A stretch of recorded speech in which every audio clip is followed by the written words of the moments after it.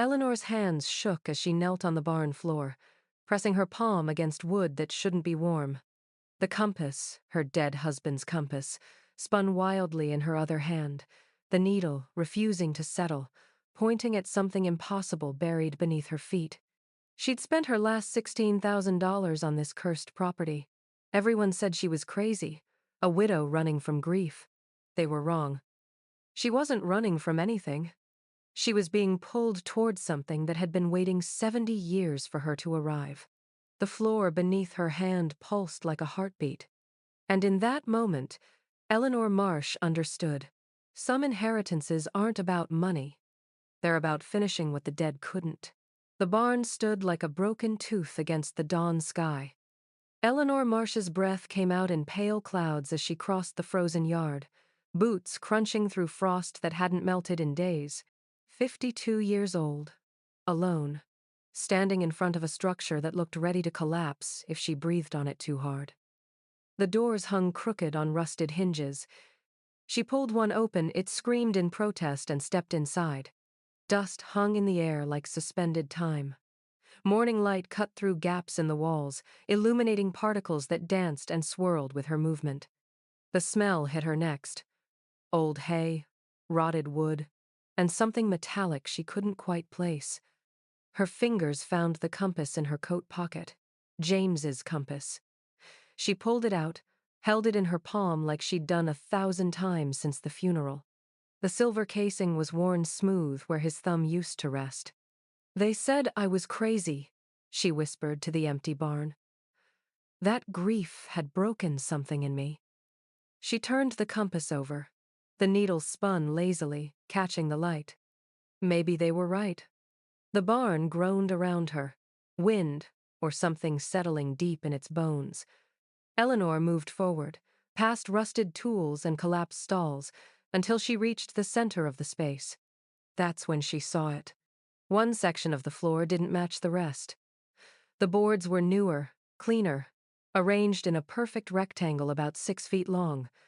Someone had replaced them, recently. A crow screamed from the rafters above. Eleanor flinched, heart hammering. She knelt on the mismatched boards, her wedding ring catching the light as she reached out to touch the wood. It was smooth, cared for, completely out of place in this forgotten graveyard of a building. The compass needle spun wildly in her other hand, refusing to settle.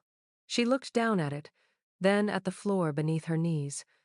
"James always said, 'Trust your instincts,'" she murmured.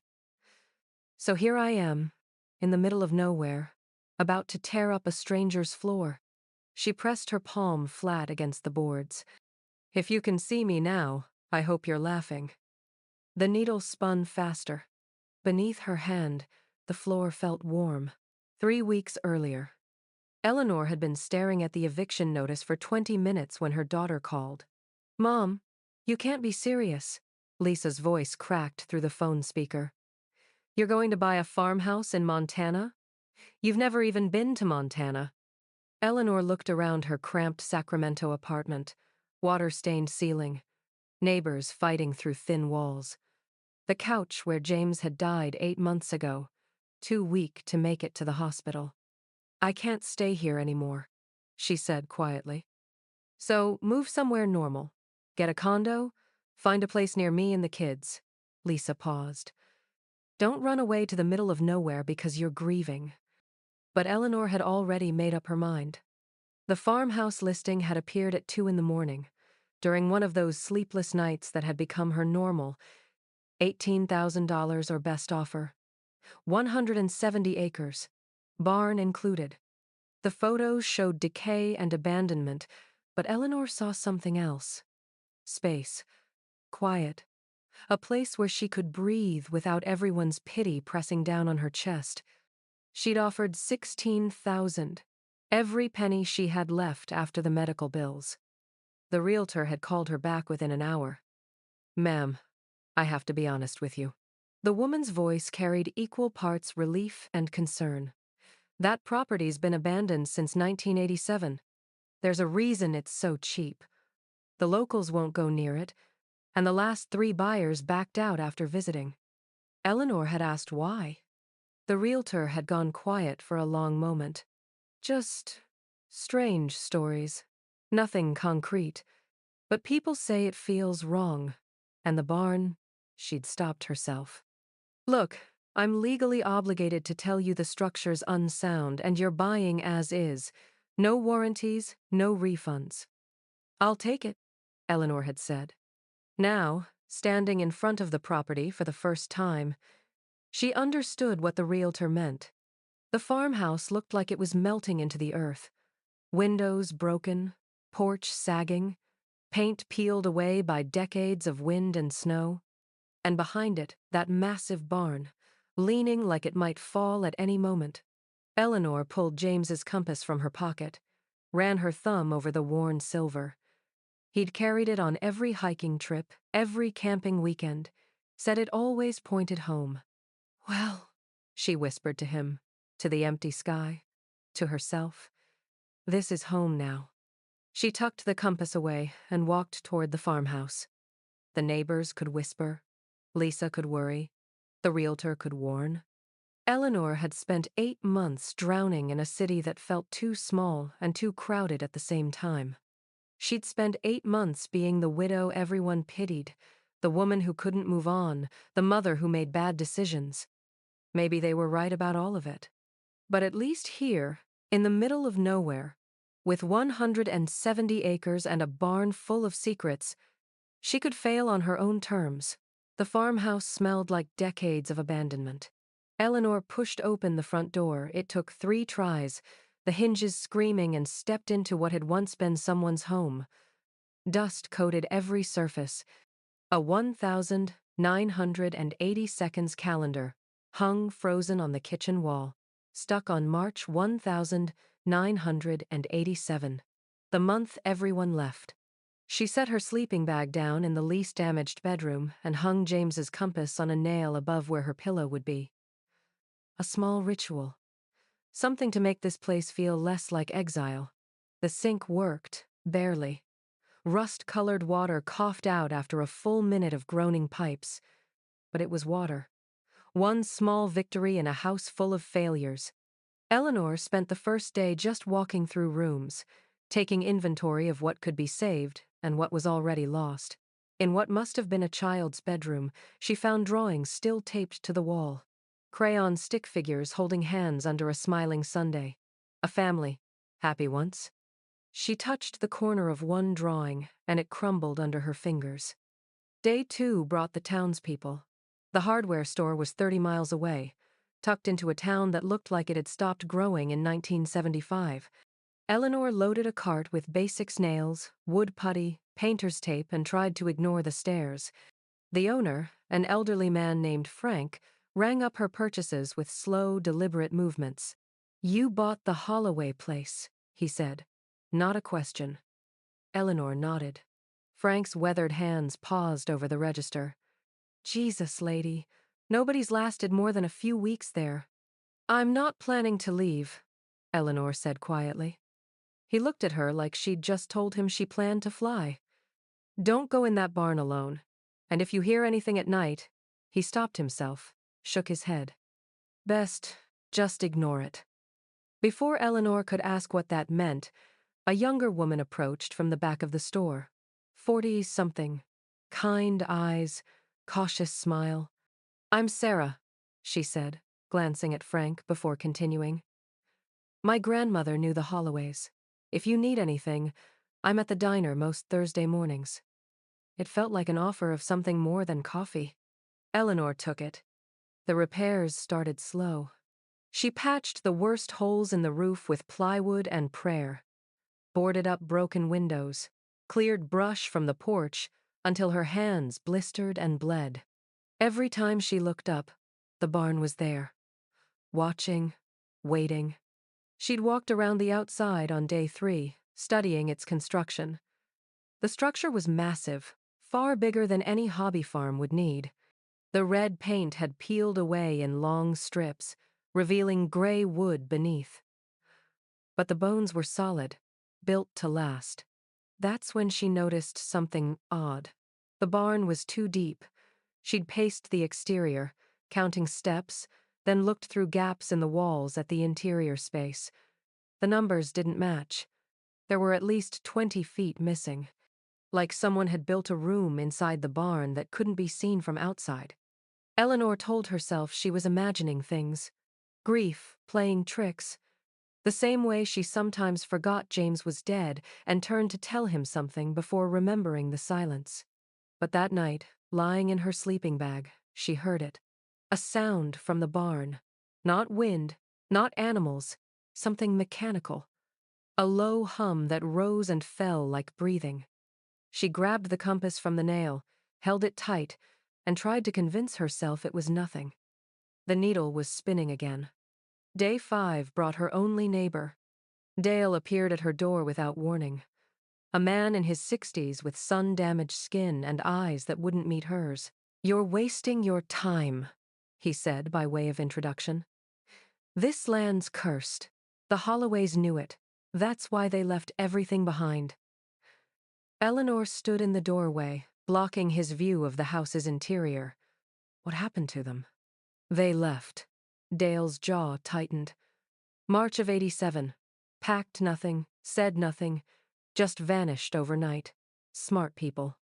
"And you think the land made them leave?" "I think some places hold on to things they shouldn't." He finally looked at her, and Eleanor saw something in his expression that wasn't hostility. It was fear. "That barn, don't go poking around in there." "It's my barn," Eleanor said softly. Dale turned to leave, then paused. Martha Holloway was a good woman. Didn't deserve what happened. He walked away before Eleanor could ask what that meant. By day 7, Eleanor had fallen into a routine. Wake at dawn, coffee made on a camp stove, repairs until her body gave out, canned soup for dinner, sleep in a sleeping bag on the floor of a house that creaked and settled around her like it was learning her rhythms.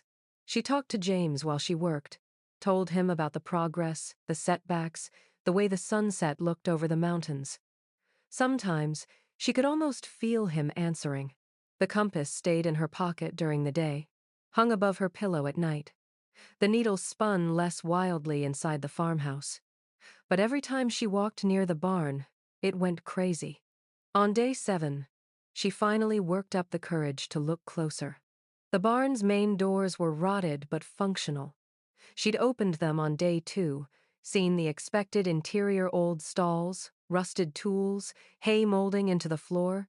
But there were other doors, smaller ones. And on the north side, partially hidden by overgrown vines, she found double doors she hadn't noticed before. They were secured with a padlock, not an old one, rusted and forgotten. This lock was modern, maybe 10 years old, the keyhole shiny, recently used. Eleanor pulled out her phone and snapped a picture.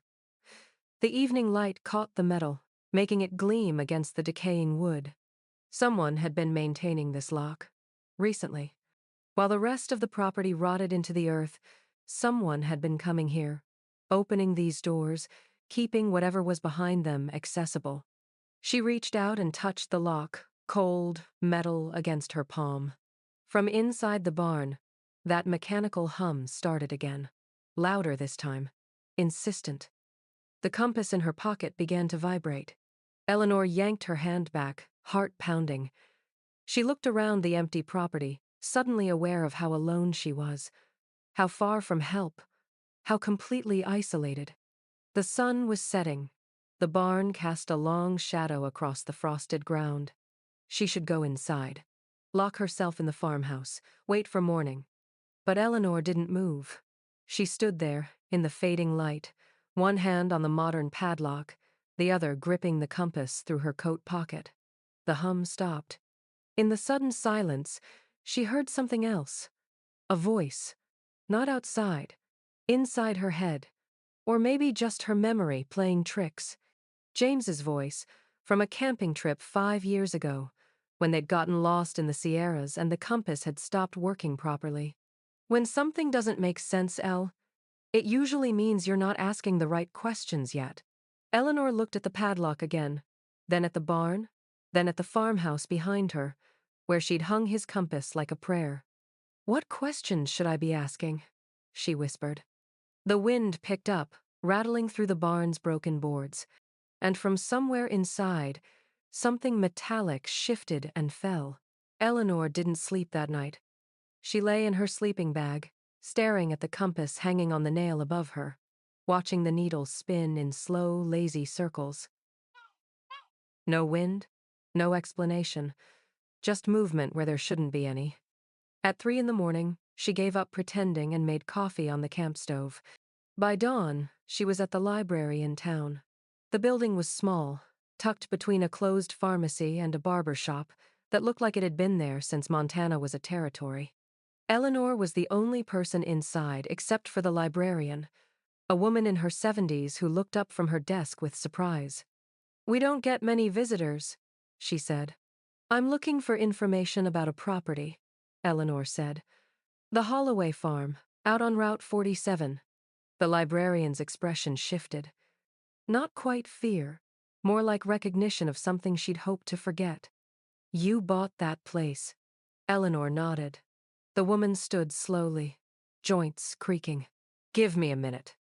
She disappeared into a back room and returned carrying a cardboard box labeled Local History, 1980 seconds. She set it on a reading table with a soft thud. "Everything we have on the Holloways is in here," she said. "Not much. They kept to themselves." And after they left, she stopped, choosing her words carefully. People didn't ask questions, seemed healthier that way. Eleanor opened the box. Inside were newspaper clippings, a few photographs, and a thin folder of property records. She spread them across the table like pieces of a puzzle she didn't know how to solve. The Holloways had bought the property in 1985. Thomas, Martha, and their 8-year-old daughter, Claire. They'd paid cash. The article mentioned Thomas had been an engineer, Martha a teacher. Normal people. Nothing strange. Then she found it. A photograph from February 1987, printed in the local paper under the headline, Teacher Awarded Grant for Historical Preservation. Martha Holloway stood in front of the barn, holding a certificate, smiling. But her eyes weren't smiling. They looked terrified. And in her other hand, partially visible, was something that made Eleanor's breath stop. A compass, silver, with the same worn casing as James's. Eleanor pulled out her phone, zoomed in on the photo until the image pixelated. The compass in Martha's hand had the same scratch across the top, the same manufacturer's mark on the edge. It was identical. "Impossible," Eleanor whispered. She photographed everything in the box, thanked the librarian, and drove back to the farmhouse with her mind racing. That afternoon, she met Sarah at the diner. The place was mostly empty, a Tuesday lunch crowd of 3 old men nursing coffee and pie. Sarah sat in a corner booth, and she'd brought something with her. A shoebox. "My grandmother died last year," Sarah said as Eleanor slid into the seat across from her. "I found this when we were clearing her house. She'd kept it hidden in her closet for decades." She pushed the box across the table. Inside were letters. Dozens of them, tied with string, all addressed to someone named Margaret Chen, Sarah's grandmother from Martha Holloway. Eleanor's hands shook as she untied the string and unfolded the first letter. "Margaret, Thomas found something. I can't write about it here, but it's big, government big.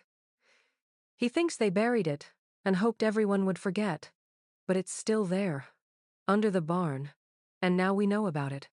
I'm scared." The letter was dated the 15th of January, 1987. Eleanor read through more of them, her coffee going cold, her heart pounding harder with each page.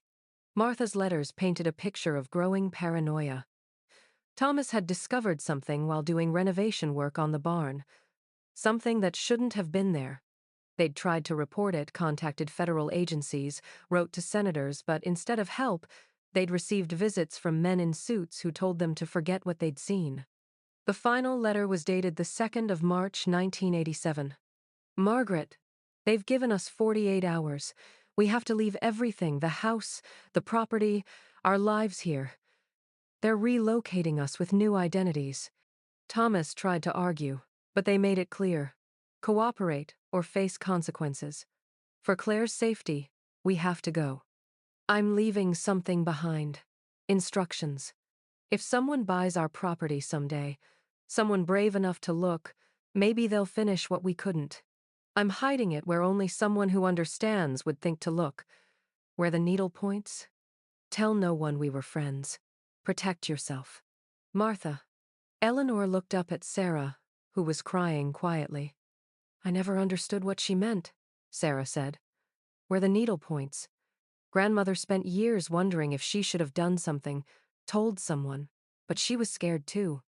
Eleanor pulled James's compass from her pocket and set it on the table between them. The needle was spinning. I think I know, Eleanor said. She waited until dark. Not because the work required darkness, but because she couldn't stand the thought of Dale or anyone else seeing her break into the barn. Whatever was behind those locked doors had been hidden for nearly 40 years. People had disappeared to protect it. Families had been destroyed. And Eleanor was about to tear it all open.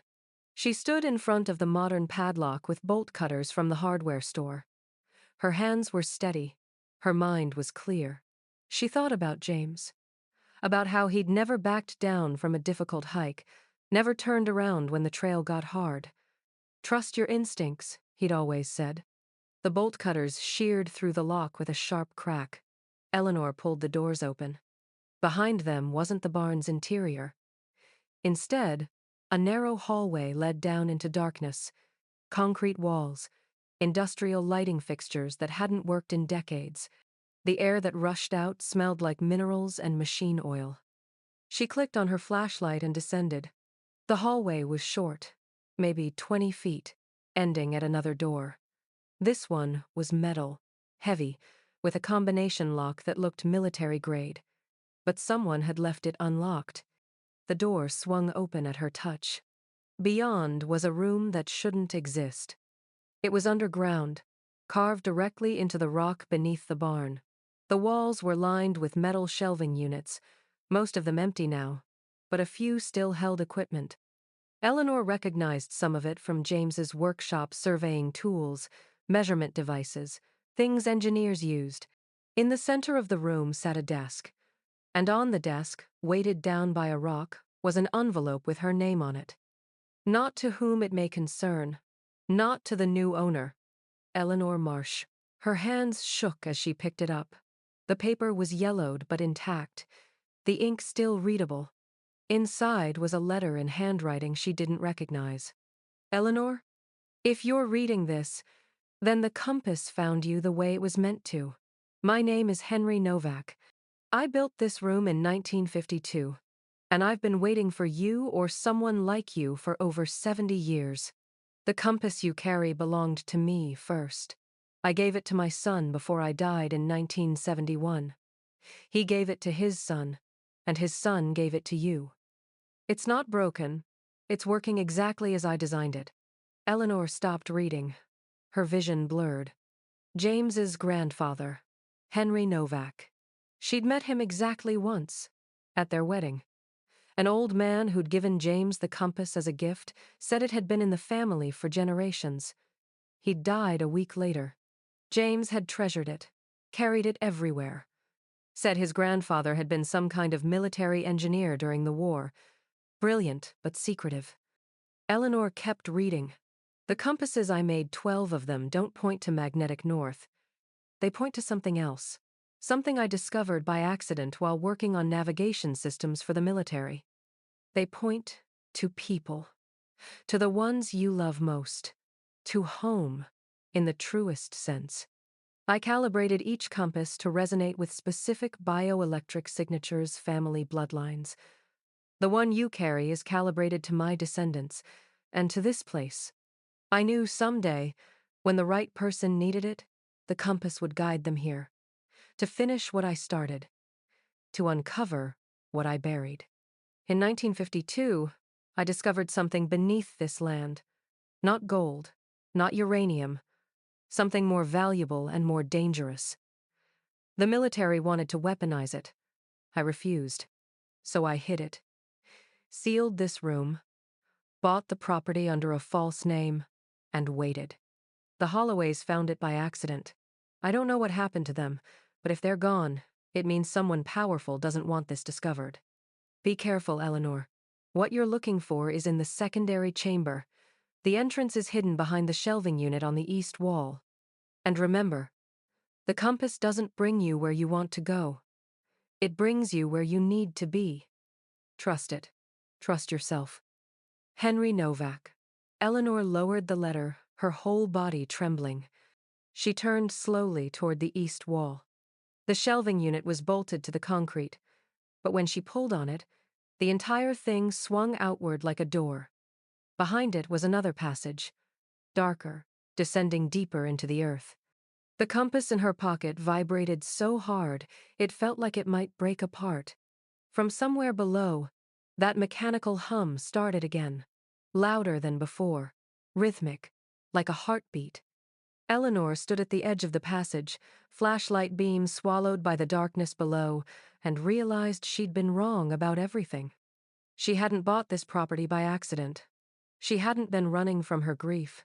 She'd been following a map written in her blood, carried in silver, waiting 70 years for her to arrive.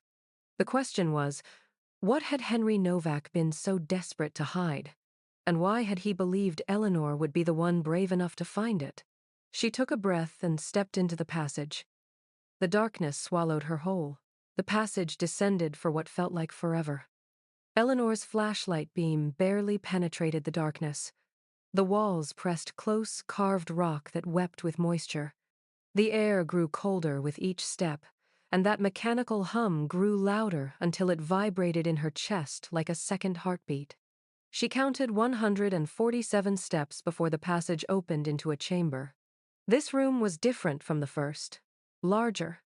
The walls were lined with what looked like server racks, old computer equipment from the 1950s, massive and obsolete, but still humming with power. Cables snaked across the floor. In the center of the room stood a cylinder of thick glass, maybe 8 feet tall, filled with a liquid that glowed faint blue in the darkness. Eleanor approached slowly, her breath fogging in the cold air.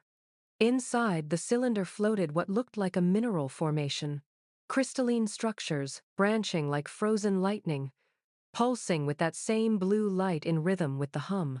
She pressed her hand against the glass. It was warm. "What are you?" she whispered. The compass in her pocket vibrated so violently it burned through the fabric. She yanked it out, the needle was spinning so fast it blurred, and as she held it near the glass, the blue light inside the cylinder brightened. The crystals pulsed faster, and then Eleanor heard it. Not a sound from the room. A sound inside her head, like tinnitus, but structured, rhythmic, almost like, "Oh my God," she breathed. It was a signal, a transmission. The crystal formation was broadcasting something. She backed away, her mind racing. This was what Novak had found. Not a mineral deposit, not uranium. Something that transmitted energy, or information, or... Her phone buzzed in her pocket. Eleanor nearly screamed. No signal should reach this deep underground. But when she pulled it out, the screen showed a text from Lisa. "Mom, call me. Now." Eleanor's hands shook as she climbed back up the passage, up through the first chamber, up to the barn where her phone finally showed 2 bars of signal. She called. "Where have you been?" Lisa's voice was sharp with panic. "I've been trying to reach you for hours." "I'm sorry, I was." Eleanor stopped. How could she explain? "What's wrong?" "I'm looking at your bank account, Mom. The one you gave me access to for emergencies.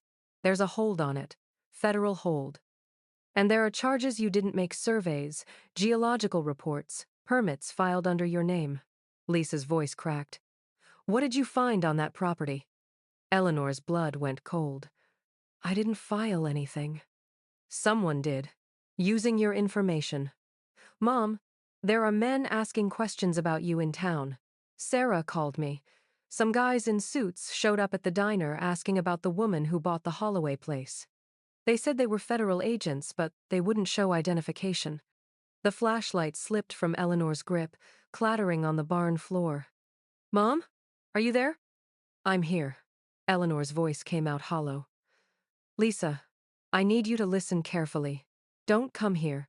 Don't tell anyone where I am." And the call dropped. Eleanor stared at her phone. 1 bar, then none. And then she heard the vehicles. 3 SUVs pulled up the driveway just after midnight. Eleanor watched from the farmhouse window, every light off, heart hammering against her ribs. Men in dark suits climbed out. 6 of them. They didn't knock. They just spread out across the property, flashlights sweeping the darkness. One of them headed straight for the barn. Eleanor grabbed the compass and ran to her bedroom. She pried up a loose floorboard she'd discovered during repairs and shoved the compass inside, along with Henry Novak's letter and the photographs from the library. Then she replaced the board and scattered dust over it. If they were here for the discovery, she wouldn't make it easy. She met them at the door before they could break it down. Eleanor Marsh. The lead agent was maybe 40, clean cut, with eyes that showed no emotion. "Yes. We need to talk about your property. May we come in? Do I have a choice?" His smile didn't reach his eyes. "Not really." They sat at her card table, the only furniture she owned, while the other agents searched the farmhouse with efficient, practiced movements. Eleanor watched them tear through her few belongings with growing numbness. "You've been doing some exploring," the lead agent said.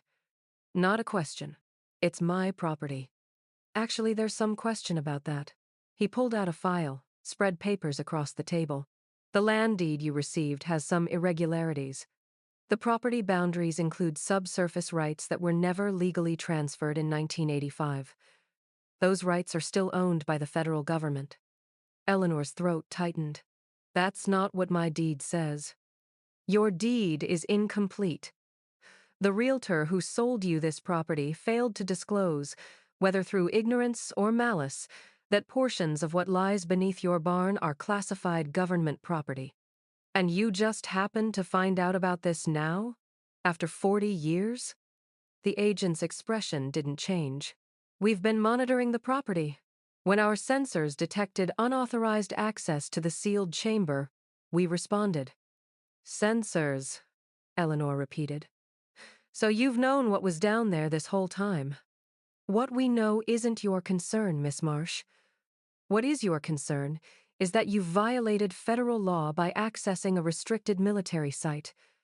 We're prepared to be lenient if you cooperate." "Cooperate with what?" "Tell us what you found. Give us any documentation, photographs, or materials you removed from the chamber. Sign a non-disclosure agreement. And sell the property back to the government for what you paid for it."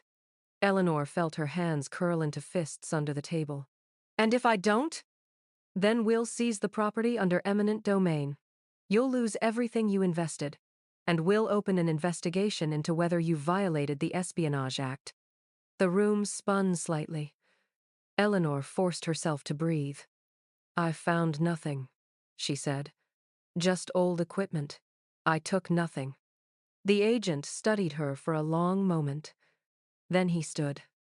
"We'll be conducting a thorough search. If you're lying, we'll know." He gestured to his team. "Check everything. Floorboards, walls, the vehicle, everything." They tore the farmhouse apart for 3 hours. Eleanor sat outside on the rotting porch, wrapped in her jacket, watching the barn. More agents had gone down into the chamber. She could see their flashlight beams through the gaps in the walls, moving like ghosts. By dawn, they were gone. They'd found nothing. But they'd left her with a warning. "We'll be watching. Don't try to access the chamber again. And Miss Marsh? Sometimes people who dig too deep end up like the Holloways. Relocated. Forgotten. We'd hate for that to happen to you." Eleanor sat alone in the ruins of her farmhouse. They'd destroyed what little she'd built. Torn up floorboards, shattered the few dishes she'd unpacked, even ripped apart her sleeping bag looking for hidden documents. She pulled up the board where she'd hidden the compass and Henry's letter. Still there. They'd missed it.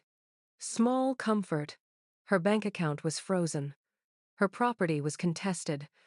And somewhere in Washington, powerful people were deciding whether she was worth silencing permanently. Eleanor held the compass in her shaking hands and thought about running. Lisa had texted again. "Mom, please just leave. Come stay with us. This isn't worth dying for." Maybe Lisa was right. Maybe this was bigger than one grieving widow. Maybe Henry Novak had been wrong to think his great-grandson's wife could finish what he'd started. She was nobody. A night shift nurse. A woman so broken by loss that she'd fled to the middle of nowhere hoping to outrun her own shadow. What made her think she could fight the federal government? The compass needle spun slowly in her palm. Eleanor watched it turn, and for the first time since James died, she felt the full weight of her loneliness crush down on her chest. She'd been fooling herself. The compass hadn't guided her here. Grief had. Desperation had. The same impulse that made drowning people grab at straws. There was no grand purpose. No destiny. Just a widow who'd bought a cursed property and stumbled into something she should have left buried. She should sell. Take whatever they'd give her. Go live with Lisa. Let the secret stay secret. Eleanor stood and walked to the barn one last time. She stood at the entrance to the hidden passage, looking down into darkness. Behind her, the sun rose over the mountains, painting the frost gold. "I'm sorry," she whispered. To Henry Novak, to Martha Holloway, to James. "I'm not strong enough for this." She turned to leave. And that's when she saw it. Carved into the barn wall, hidden behind where the padlock had been, were words scratched into the wood. Fresh scratches. Recent. "Eleanor, the compass doesn't point to treasure. It points to truth. You're closer than they know. Trust the needle. M.H. Martha Holloway. Or someone pretending to be Martha Holloway. The carving was new, the wood beneath still pale where the bark had been stripped away. Someone had left this message recently, maybe even while Eleanor was being interrogated. She pulled out the compass. The needle had stopped spinning. It pointed directly at the message, then swung slowly to point deeper into the barn, not toward the hidden passage she'd already found, but toward the northwest corner. A corner she hadn't explored yet. Eleanor's exhaustion evaporated. She'd been looking in the wrong place. The chamber below was what Novak wanted them to find. A distraction. The real secret was somewhere else. The compass pulled her forward like a leash, and for the first time since the agents left, Eleanor smiled. "Okay, James," she whispered. "One more hike, one more trail. Let's see where this leads." She followed the needle into the darkness. The northwest corner of the barn was piled with debris-rotted hay bales, broken tools, 50 years of accumulated neglect. Eleanor started pulling it away, guided by the compass needle that pointed with absolute certainty at a spot on the floor.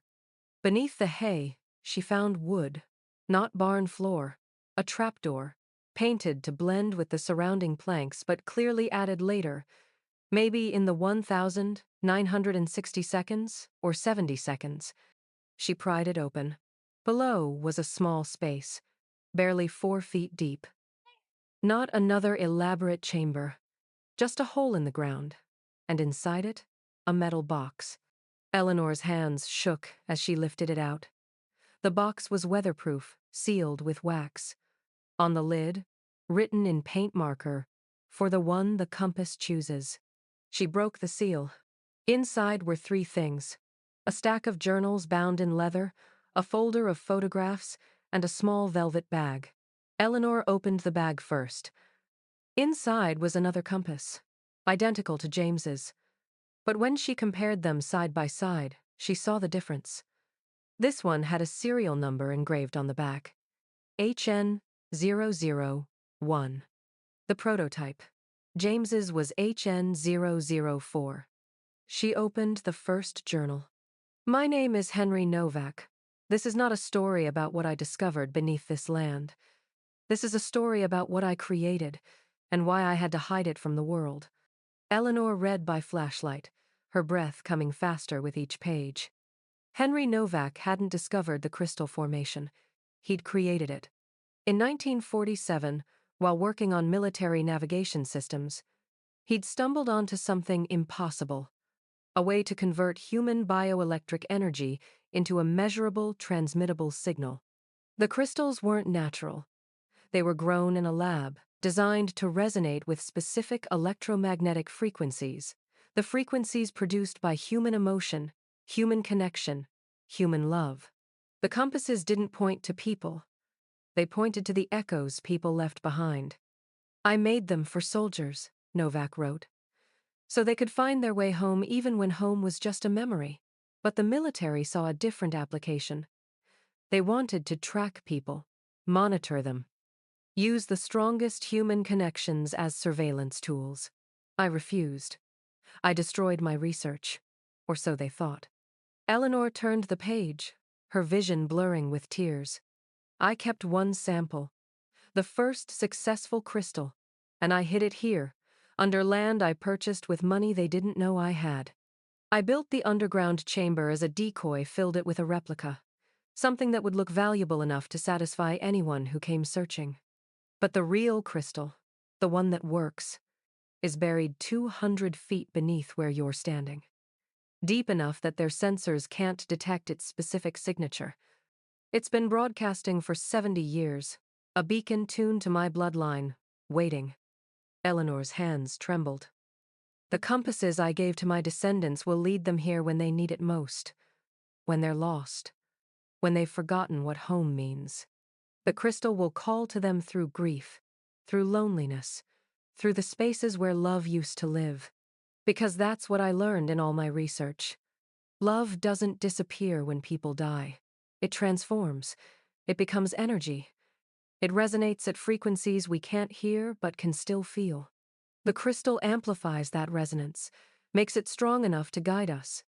She turned to the photographs. The first showed Henry Novak, young, maybe 30, standing in front of this very barn, with a woman and a small boy, his wife and son, James's grandfather as a child. The second photograph made Eleanor's breath stop. It was dated 1970. Henry Novak, much older now, standing in the same spot. But next to him was another family: Martha, Thomas, and young Claire Holloway. On the back, in Novak's handwriting, "Martha understands. She'll protect it until the next keeper arrives." Eleanor flipped through more photos. The Holloways with Novak. Documents showing Novak had sold them the property for $1.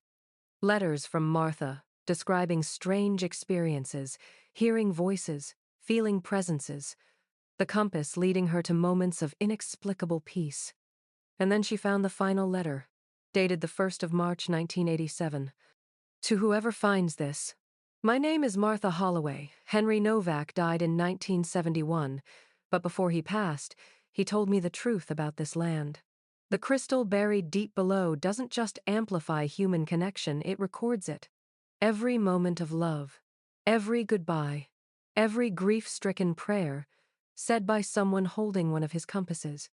It's a library of human emotion. Decades of people reaching out to those they've lost, and the crystal catching those signals like a radio receiver. The government wants it destroyed, not because it's dangerous, but because it proves something they can't control, that consciousness persists, that love is measurable. That death isn't the end they've always told us it is. We were supposed to protect it, but they found out. They're forcing us to leave. So I'm hiding everything here for the next keeper." Henry said the compasses would bring someone when the time was right. If you're reading this, you've been chosen, not by us, by the crystal itself, by the accumulated love of everyone who came before you. Listen to it, trust it, and when you're ready, you'll understand what you're really hearing. Martha Holloway. Eleanor sat in the darkness of the barn, surrounded by hay and dust and the ghosts of people who'd tried to protect something impossible. She pulled out James's compass. The needle was perfectly still now, pointing directly down, toward the crystal buried 200 feet below her. And then she understood. All those nights she'd heard the mechanical hum. All those moments the compass had spun wildly. They weren't malfunctions. They were James. The crystal had been amplifying his resonance, the bioelectric echo he'd left behind in every object he'd touched, every place he'd loved. The compass he'd carried for 30 years was soaked in that signal, and when Eleanor brought it here to the place where the crystal could amplify it, she'd effectively brought James home. The hum wasn't mechanical.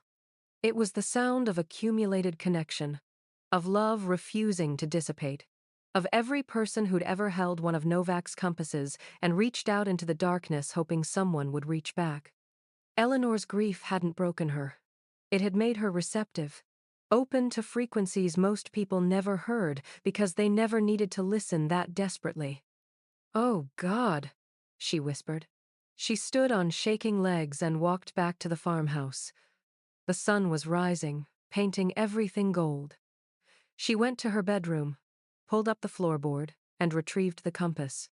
She held it in both hands and closed her eyes.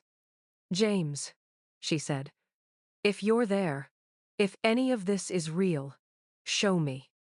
The compass grew warm in her palms, and then she felt it. Not a sound, not a vision, just a presence. The sense of someone standing behind her, close enough that she could feel warmth radiating from them. A hand on her shoulder. She didn't turn around. Couldn't. If she looked and saw nothing, it would shatter her. But the warmth stayed. The pressure of fingers. And then, so faint she might have imagined it, a voice. "I'm here. I've always been here." Eleanor broke.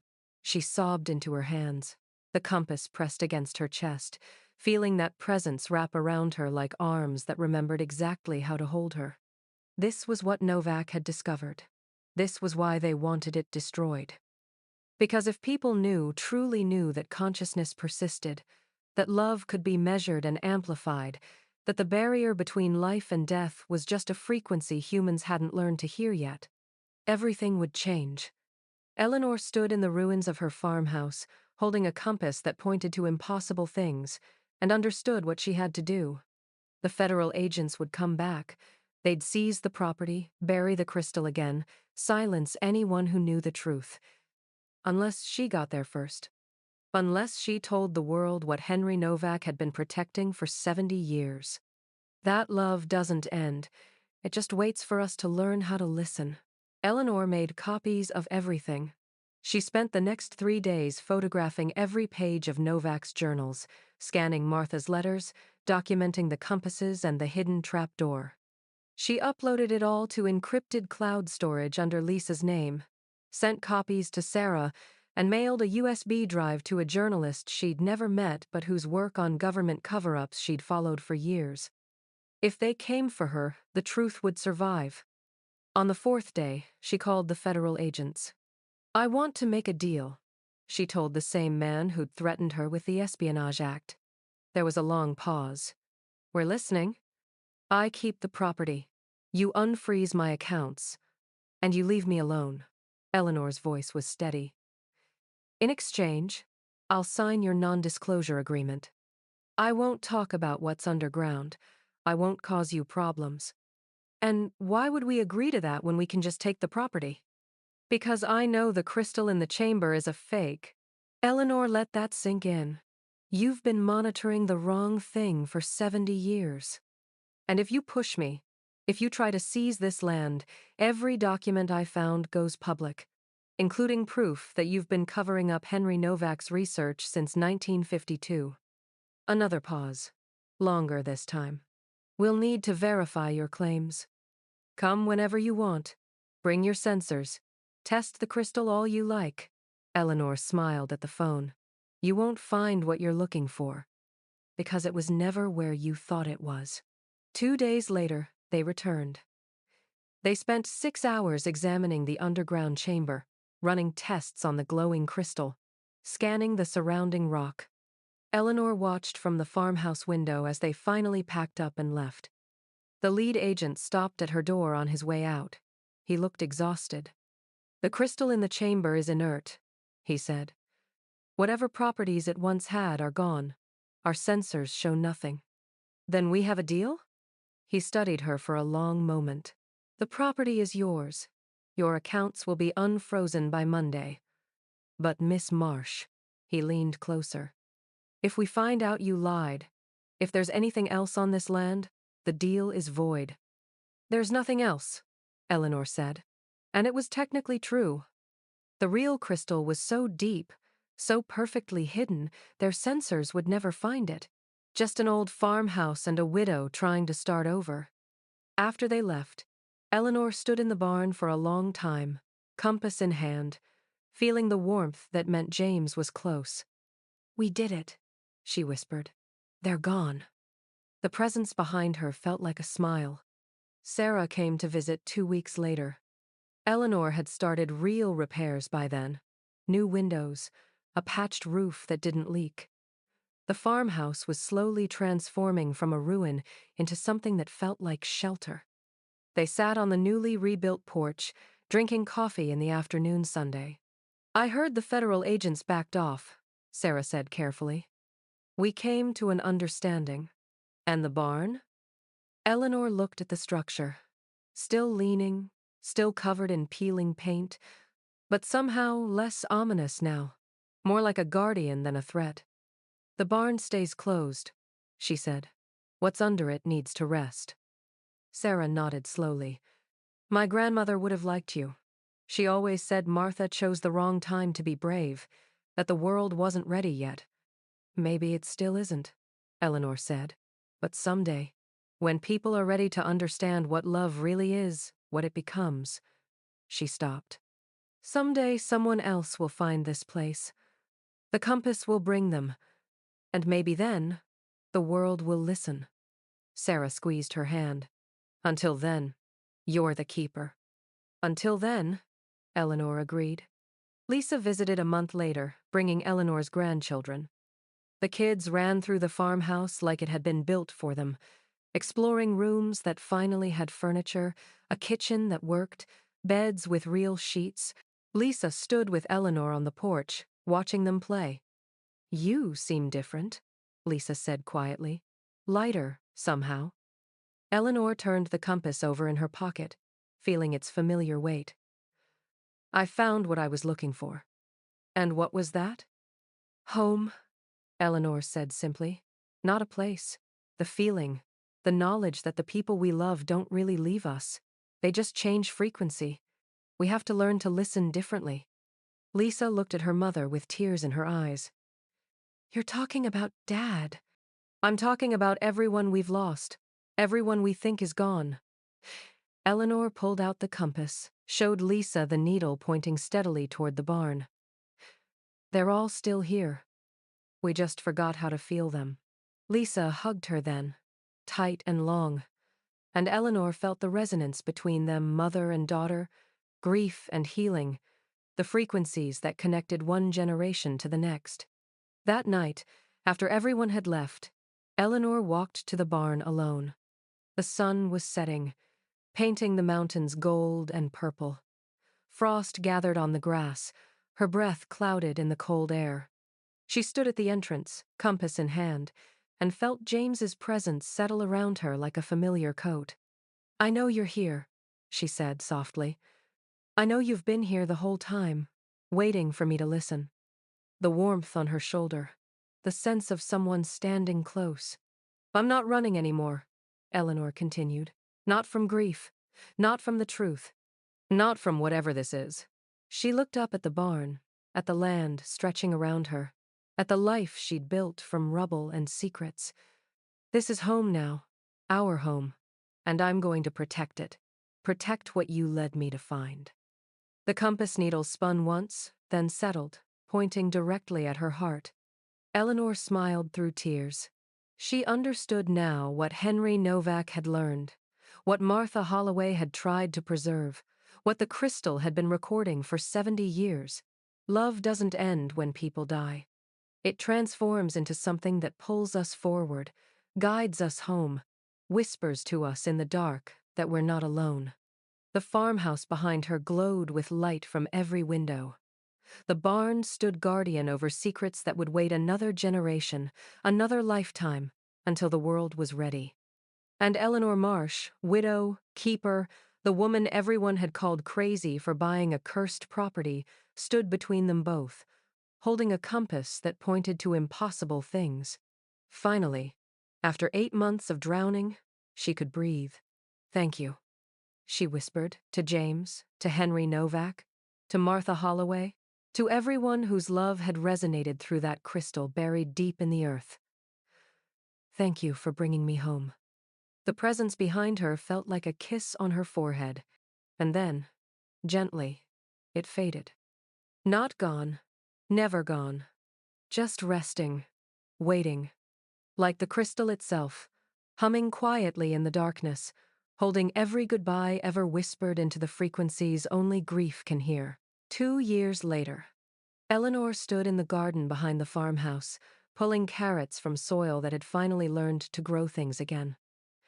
Her hands were calloused now, strong from work that mattered. The farmhouse gleamed in the afternoon sun, windows whole, paint fresh, a home that had forgotten how to crumble. Lisa visited every month. The grandchildren called it Grandma's Magic House, though they didn't know why. They just knew it felt peaceful there, safe, like the land itself was holding them gently. Eleanor had started hosting people, quietly, through word of mouth. Others, like her widows, widowers, anyone drowning in grief who needed a place where loss felt less like an ending. They came for weekends, walked the property, sat in the barn that Eleanor had finally restored, its red paint bright against the Montana sky. Some of them brought compasses, old family heirlooms they'd carried for years without understanding why. Eleanor would smile and say nothing. But sometimes, late at night, she'd hear the hum from deep below, a little stronger, a little clearer. The crystal was still recording, still amplifying, still proving that love was the only thing humans made that refused to die. She kept James's compass on the kitchen windowsill now, where morning light caught the silver casing. The needle pointed steadily toward the barn, always toward the barn, toward home. Sometimes Eleanor wondered who would come next. When she was gone, when another keeper was needed, would the compass find them? Would grief make them receptive enough to hear the frequencies most people missed? She thought about Martha Holloway, who'd sent that carved message from wherever witness protection had taken her. About Henry Novak, who'd spent his life hiding proof that consciousness persisted. About James, whose love had pulled her across 3 states to a place she'd never heard of. They were all still here, in the hum beneath her feet, in the warmth that settled on her shoulders on cold mornings, in the way the compass needle moved when she held it, like a heartbeat made visible. Eleanor had come here believing she'd bought a worthless property with her last dollars. Instead, she'd bought proof that nothing we love is ever truly lost. It just waits for us to learn how to listen. She picked up the compass, held it against her heart, and smiled at the mountains painted gold by the setting Sunday. "Thank you," she whispered, for the grief that made her brave enough to follow impossible directions, for the loss that taught her how to hear, for the barn full of secrets that brought her home. Sometimes the most broken people find the most beautiful truths. Sometimes a widow buying a cursed farmhouse is exactly where a story about love needs to begin. And sometimes, if you're brave enough to trust your grief, it will lead you somewhere you never expected, somewhere you were always meant to be. Eleanor set the compass back on the windowsill and returned to her garden. Behind her, the farmhouse stood solid against the wind. The barn kept its secrets. And somewhere deep in the earth, a crystal hummed with 70 years of love, waiting for the next lost soul brave enough to listen. She had stopped running from James's death. And finally, she had started running toward her own life. If this story touched you, share it with someone who needs to know that love doesn't end, it just changes frequency. And if you've ever felt pulled toward something everyone said was worthless, trust that instinct. You might be surprised what you find. Subscribe for more stories about courage, mystery, and the impossible things that turn out to be true.